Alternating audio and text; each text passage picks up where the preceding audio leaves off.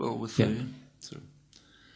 I mean, the first thing to do is to overcome the misconceptions, to explain what you mean by anarchism.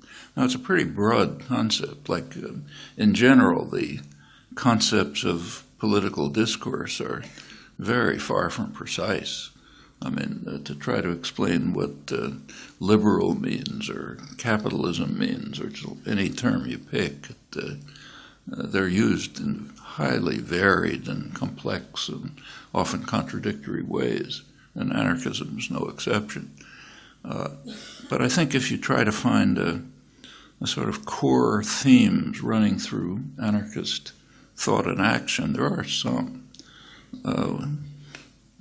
Basically, it seems to me one should think of anarchism as not a specific set of doctrines, but just a kind of a tendency in human thought and action, which tries to detect and discover structures of authority, domination, and hierarchy, and there are plenty of them, and challenge them.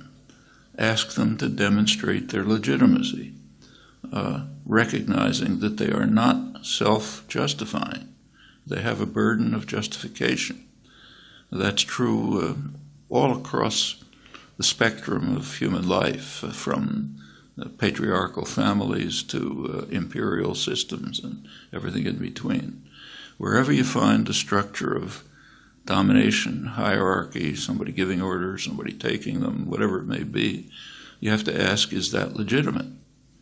You cannot assume that you shouldn't assume it is legitimate because it's been like that. That's not a justification. You have to ask, is it legitimate? When you do, you generally find that it can't be justified. There are cases, you can think of cases where you can make up a justification, but try it, it's pretty hard. Most of the time, the justification is the way power is distributed. That's not a justification. And anarchism is the effort to discover such systems when they can't justify themselves, to dismantle them and to move towards greater freedom, justice, opportunity, individual creativity, cooperative activity, and so on. It's just a tendency in history. And I don't think it's hard to communicate to people. I think they take it for granted if it's brought to their attention. And you see it. For example, take one of the major achievements of the last 50 years in many societies, the United States, many others, I'm sure here, has been women's expansion of women's rights. It's changed enormously. And how did it happen? Well, as soon as the structures of oppression were identified, they kind of disappeared. Which is not instantly, of course. There's resistance, still plenty of resistance. But the power, there's a nice, it's a general truth that power prefers darkness. If it's exposed to the light, it erodes. If people can see it, it erodes. And this happens all through history. Where does it lead? So what would the final goal be? I don't think anyone is smart enough to say that, to say what it would be.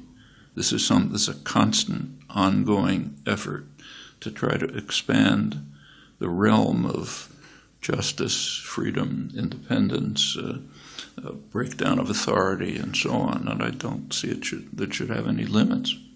You can think of all kind of concrete cases. So, for example, just think of the forms of authority and domination that exist in our societies. One of the dominant ones is wage labor. If you go back to the early days of the Industrial Revolution in England and the United States and other countries, people who were being driven into the industrial system bitterly condemned it. In the United States in the mid-19th century, when the Industrial Revolution was beginning, working people described wage labor as equivalent to slavery. The only difference was that wage labor is supposed to be temporary, whereas slavery is permanent. Actually, that was such a widespread idea that it was a slogan of the Republican Party. Abraham Lincoln accepted it. That's when Northern workers went to war in the Civil War. That was one of their slogans.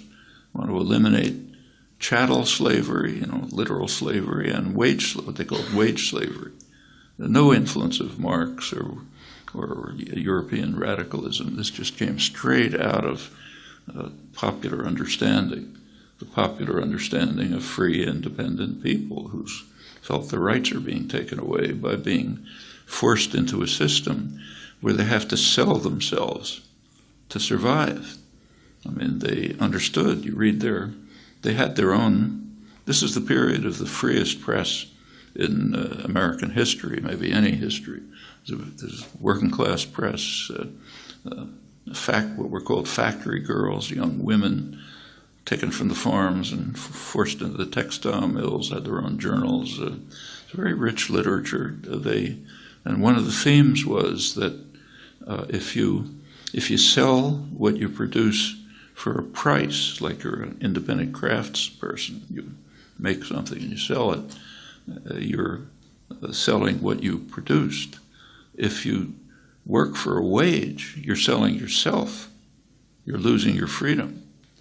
You're the only thing that you're selling is yourself. You're losing your freedom, your dignity, your independence, your worth as a person. Well, over the century, over the century and a half, this has kind of been instilled into people's heads, and the intuitive understanding of the absolute injustice of this relationship has been kind of suppressed. But I think it's right below the surface. I don't think it takes much for people to recover the understanding that was second nature a century and a half ago. Maybe some work, but that's the kind of thing that organizers and activists ought to be doing. And that's a kind of oppression and domination that I think should be eliminated. And we know how to do it. It should be eliminated by enterprises that are managed and run by their participants. Not a particularly obscure or even utopian concept that happens in many cases. For example, there's in Spain, Basque Country, there's a huge conglomerate, Mondragon, which is more or less run on these principles, not quite, but something like it.